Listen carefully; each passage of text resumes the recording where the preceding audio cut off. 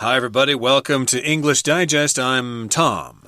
I'm Stephanie. Did you forget your name, Tom? I was wondering if I should start a program with a cheer. Rah, rah! Go, team, go. Go, students, go. Study hard. We're gonna win. We're gonna learn English. Yay! That's a really bad cheer. Well, I just made it up right now. But in any case, we are going to be talking about cheerleaders in today's program. And I know cheerleading is fairly common here in Taiwan. There are lots of people who join teams and stuff like that and try to give cheers for their team if their high school is playing a game against somebody else or their university or whatever.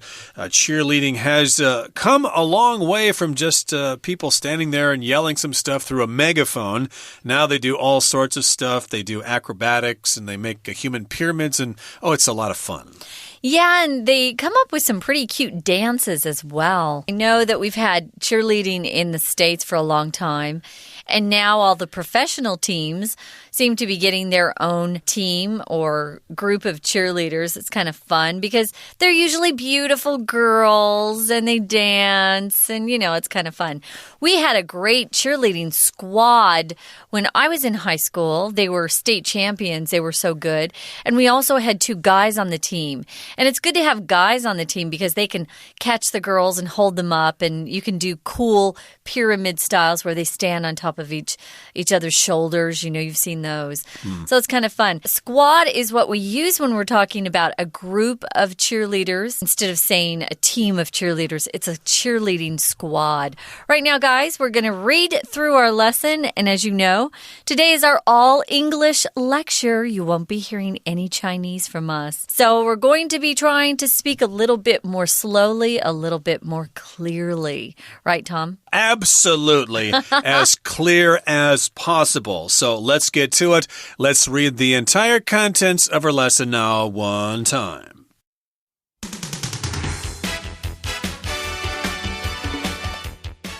It's halftime, and men and women in bright uniforms have taken over the football field. Full of contagious and inexhaustible energy, one group chants, "Go! Fight! Win!"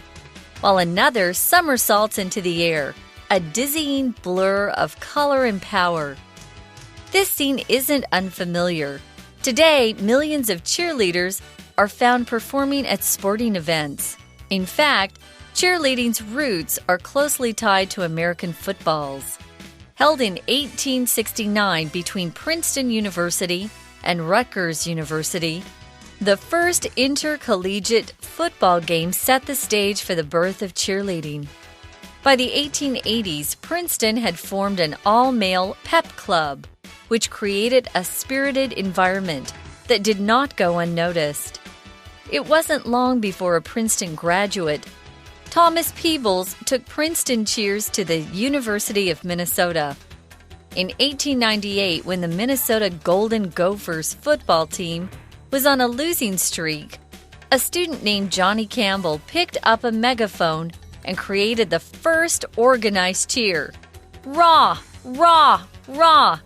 Ski, you, ma. Hurrah, hurrah. Varsity, varsity, Minnesota. Sure enough, the cheer lifted the team's spirits, and the Minnesota Golden Gophers brought home the victory. While cheerleading dates back 140 years, women's involvement with the sport has a much shorter history. Teams were initially all-male clubs. It wasn't until 1923 at the University of Minnesota that women were allowed to cheer for the first time. This decade also saw cheerleaders add tumbling and acrobatics to their routines. Although women began joining college cheer teams during the 1920s, not until the 1940s did women begin participating in large numbers. At this time, many college-aged men were recruited to fight in World War II, which provided more opportunities for female cheerleaders on the field. Today, both men and women comprise the lively teams that keep sports events the thrilling, uplifting, and participatory events we know them to be.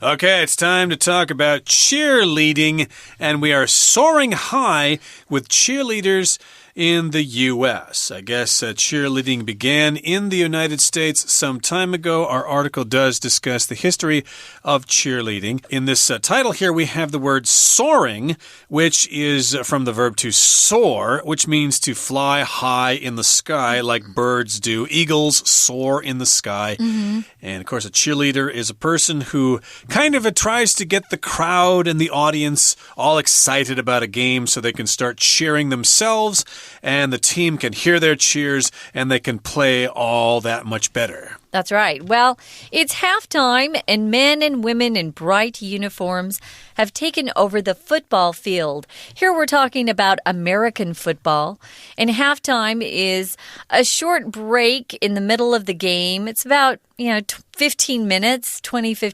where the teams go into the locker rooms and they rest, and their coach gives them a pep talk and, tells them how to beat the team and how to play better. So halftime, you'll see men and women go onto the football field. If you take something over, it means you're dominating or controlling that particular area. While the football players are in the locker rooms, the cheerleaders are sort of entertaining the crowds. They're usually pretty good-looking men and women, both. And we're describing them as being full of contagious and inexhaustible energy. If something's contagious, it's easy to pass along and affect or influence somebody else. Colds are contagious, the flu is contagious, but your energy and positive attitude can be contagious to those around you as well. Inexhaustible means it never runs out. So it's like you have energy and energy and energy, and you never get tired. Inexhaustible, right. Don't we wish we had inexhaustible energy sources? But they do all run out at some point. Even solar power will run out someday, but that's, of course, millions of years from now. But in any case here, yes, they have this contagious energy. It's also inexhaustible. And one group chants, "Go fight, win," while another somersaults into the air, a dizzying blur of color and power. Now, in this sentence here, we have the word chant. To chant usually means to say something over and over. You're not singing it, but you're saying it. I think of Buddhist monks doing chants. Ami Tofo, Ami Tofo. That's kind of a Buddhist chant where they say something over and over again. This is a chant that is said by cheerleaders. Go, fight, win. We're going to win. We're going to beat you. And they say this over and over again. Also, some cheerleaders might be doing somersaults, which means you run your body up in the air and you flip over. Your head goes down and then your feet come up and then you come around and you land on your feet. You could also do this on the ground, I think, as well. When you're tumbling, it could be a somersault. Yeah, and what you're seeing is a dizzying blur of color and power. If you get dizzy, it just means your head gets a little light and, you feel like you're a little bit confused. So it's just this sensation of spinning around and kind of losing your balance. But here we're not talking about it being literal. We're just saying there's a really fast motion of color on the field, and it kind of makes you a little dizzy, I guess, watching it. This scene isn't unfamiliar. No, it's very familiar. Today, we have millions of cheerleaders who can be found or who are found performing at sporting events. Different games, basketball has cheerleaders, football has cheerleaders. Baseball does not have cheerleaders, actually, which is interesting. I think basketball cheerleaders are some of the most famous because you're inside. They can wear cute outfits. Lots of the guys like to look at them. But the football cheerleaders are pretty popular in America, but we don't have American football here. So I think perhaps in Taiwan we have more cheerleaders at, say, basketball games. It seems more suitable for basketball because the court is smaller, so people can more easily see the cheerleaders. For football, the field is bigger, so you can't really see them. You're farther away from them. So the feeling just isn't the same, although they do have them at American football games as well, like college games especially. They're pretty famous. Well, the Dallas Cowboy cheerleaders are really famous. They had their own calendar because they were so pretty. Indeed. So that's what these cheerleaders are doing. They are performing at sporting events. Now, let's talk a little bit about the history of cheerleading here. It says, in fact, cheerleading's roots are closely tied to American footballs. American football, of course, is where they wear helmets and they carry this ball that's shaped like a seed and they try to gain territory. It's not particularly popular here in Taiwan or in other parts of the world. It's only popular in North America, in the United States, and Canada, although Canadian football is a little different from American football, but they're still basically the same. They're kind of similar to rugby, which itself is not popular in North America either. But in any case here, American football is kind of where cheerleading got its start. When you talk about something's roots, you're talking about its origin, right? So cheerleading's origin is similar or tied to American football. Why? Well, held in 1869, we have a game between Princeton University, which is a very prestigious university in New Jersey, and another university, Rutgers. Rutgers University is also in New Jersey. So they had a football game back in 1869. It was the very first intercollegiate football game. Intercollegiate means two colleges or universities playing together. So Princeton had a team and Rutgers had a team, and they played the very first college football game, and that set the stage for the birth of cheerleading. If you set the stage for something, it's almost like you prepare for something to come into existence.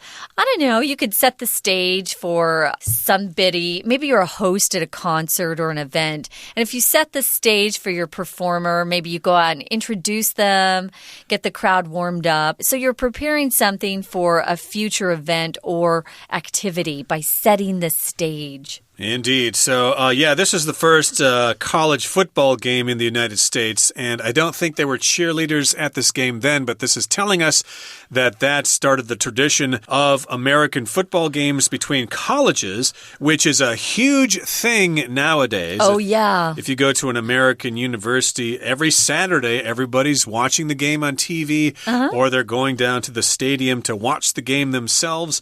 That might seem strange to people from Taiwan who are studying at American University. Where did everybody go? Why are they going watching that dumb game? No, that was fun. Love football games. Well, for us it's fun, but maybe some other people might not quite understand it. But in any case here, yes, indeed, it's a big deal in the United States, and that first game was way back in 1869, and then maybe about 10 years later, a little more than that, by the 1880s, Princeton had formed an all-male pep club, which created a spirited environment that did not go unnoticed. So Princeton did play in the first football game, and they kept watching games, and they thought, we need to do something to get the crowd all fired up. Yeah, to get the crowd into it, get them to participate more. Right, so Princeton formed this pep club, which was all male. Pep here means energy, excitement, and enthusiasm. And we oftentimes use the word pep when we talk about getting excited about sports games. Like when I was in high school, they used to have a pep rally on Friday night to get everybody excited about the game on Saturday. We're going to have a pep rally, and the cheerleaders are going to be there, and we're all going to cheer and have a good time, and we're going to get ready for the game the next day. So this was an all-male pep club, though, and it created the spirited environment that did not go unnoticed. And if something's spirited, that means it has a lot of spirit. That's right. And if you say something didn't go unnoticed, you're saying people paid attention. They really liked it. Right now, guys, we're going to take a brief time out. It'll be our halftime, you can say, and then we'll be back to continue. Yeah, here's the halftime whistle.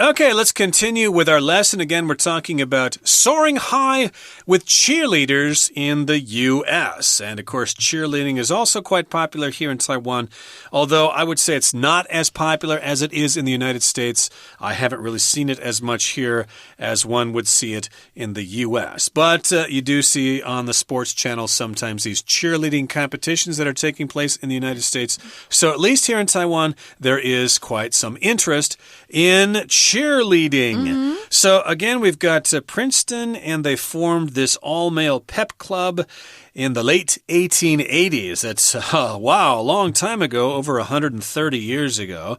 And it wasn't long before a Princeton graduate, Thomas Peebles, took Princeton cheers to the University of Minnesota. So it wasn't long before. That just means it didn't take very much time. This happened very soon afterwards. It wasn't long. It wasn't a long time before we have Thomas Peebles, who is a graduate of Princeton University. And for some reason, he went to the University of Minnesota. Probably to go to graduate school. Yeah, that was my guess. Yeah. But, gee, I thought people move up to Princeton and not down to Minnesota. Oh, Minnesota's a fine school, but still, I think Princeton is a Ivy League school. That seems to be one of the top schools in the U.S. But, hey, Minnesota's cool. They get snow out there, and they play hockey and stuff. So maybe he just got sick of being in New Jersey. So he went out to the University of Minnesota way back in the late 1800s. Wow. Now, when he went to Minnesota, they had a football team too, and their mascot of their school was a gopher, a golden gopher. If you don't know what a gopher is, it's kind of like a big rodent, kind of like a rat, but they're not as awful as rats, I guess. They're pretty big, though. They're maybe the size of a kitten. We had gophers in our backyard, and they dig deep into the ground, and yeah, our dog would kill gophers for us and bring them to the door. Ooh, did you cook them in a pot? Yeah, like we wanted to eat them. And we'd say, Mav, that's our dog's name, Mav, we don't need the gophers, thank you.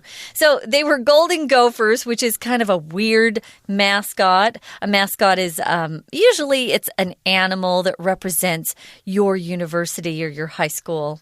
So they had a football team, and unfortunately for the Golden Gophers, they were on a losing streak. A losing streak is when you've lost several games in a row. Oh, that's very depressing. Those poor Golden Gophers. Okay, yeah. So they were on a losing streak. They were losing one game after another.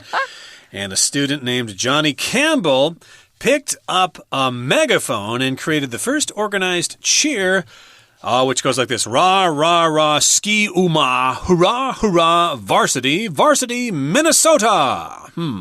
That's kind of a catchy little chant there, or a cheer. A megaphone is a large sort of device that helps make your voice louder. It looks like a cone. When they're working on the roads and they're trying to fix the roads up, they'll often have those orange cones they put in the road. That's kind of what a megaphone looks like. Yeah, they can be non-electric, or they can be electric as well. They're electric ones that people use. He probably used one that was just like shaped like a funnel, you know? They have megaphones at places like Watson's, Watson drugstores. I don't go there too often, you know, but those are electronic. I'll take your word for it. Yeah, they do. But in any case here, yes, he picked up this megaphone, which he shouted into the small end, and his voice came out the larger end, and so everybody in the stands could hear him shout out this cheer. It was organized, which means he did this so that other people would repeat after him. So everybody in the crowd did this as well. They said this cheer.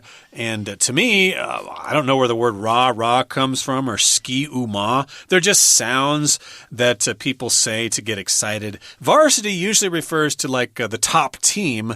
You got junior varsity, which would be like the sophomores and the juniors. Yeah. And then the seniors, the best players, would be on the varsity squad. Yeah, and when you have cheers, guys, it goes according to a certain rhythm, so everybody stays together. So, rah, rah, rah, ski, you, ma. Now, hurrah is just another pronunciation of the word hooray. But often when we're doing chants or cheers like this, it's hurrah. Yeah, so you have to do it in sort of this pattern, and that makes it more exciting. It also keeps the crowd together when you're saying these words together. Well, sure enough, this cheer did the trick. It lifted the team's spirits. So the football team on the field could hear the cheers, and it made them think, oh, they're behind us. They're cheering us on. It was like I was just going to use a Chinese phrase, and I can't. Add gas. 加油, yeah. So it's like, getting people behind the team, letting them know, we're not going to quit on you. We want you to be successful. And so that got the Golden Gopher players excited, and they brought home the victory. If you bring home the victory, it means you win the game. Yes, and they were no longer on a losing streak. Yeah. Now, moving on now to the next paragraph, it says, while cheerleading dates back 140 years, women's involvement with the sport has a much shorter history. Now, that's kind of surprising to me because when I went to high school in the Midwest, the cheerleaders were all girls. And if you were a guy and you wanted to be a cheerleader, people were very suspicious of you. Guys just did not go out for the cheerleading club. You wanted to go out for a sport or something like that, like football or basketball or hockey or baseball or something like that. You know what, though, Tom? Yes. Those cheerleading guys were pretty smart because they got to hang out with all the prettiest, sexiest girls in school. Now, I went to a high school that was #1 in the whole state. We had the best football team in the whole state. So our cheerleading squad was terrific, and we had 2 guys, and they were not gay. They loved girls, and they loved to hang out with those beautiful girls. So it depends on where you were. I think you were in the middle of the country. Yeah, you're more country people. Maybe a little bit more conservative. I'm closer by California, so we were kind of a little bit cool. But on the same token there, when I went to university, of course, the university had cheerleaders of both genders. Yeah. So it might depend on where you are from. Because they do more tricks in university, too. Have you noticed that? They'll throw the girls up higher and stuff. But it does seem that no matter whether it's high school or football, college, most of the cheerleaders are girls. Because they're prettier, and they can do more acrobatic stuff. And guys are bigger and more clumsy and stuff. They belong on the field playing football. But in any case here, cheerleading goes back 140 years, but women's involvement was somewhat limited.